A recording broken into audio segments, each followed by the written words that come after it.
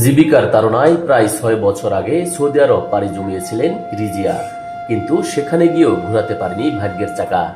যেখানে কাজ করে প্রতি মাসে বেতনের টাকা বাড়িতে পাঠিয়ে ঘুষাতে চেয়েছিলেন দারিদ্রতা, সেখানে টাকা তো দূরের কথা, প্রতিনিয়ত সইতে হয়েছে সৌদি মালিকের অসহনীয় নির্যাতন। আর সেই নির্যাতন সইতে না পেরে সেখান থেকে পালাতে গিয়ে নিখোঁজ হয়ে যায় রিজিয়া।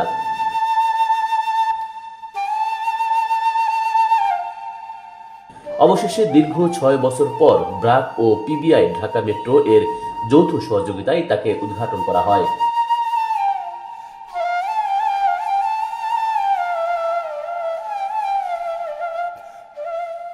আজ মঙ্গলবার আনুমানিক বেলা ১২টার দিকে ব্র্যাক লার্নিং সেন্টার আশকোনা থেকে রিজিয়াকে তার পরিবারের কাছে স্থানান্তর করা হয়। তবে তার অবস্থা খুবই গুরুতর এবং কিছুটা মানসিকভাবে বিপদগ্রস্ত বলেও ধারণা করা হচ্ছে।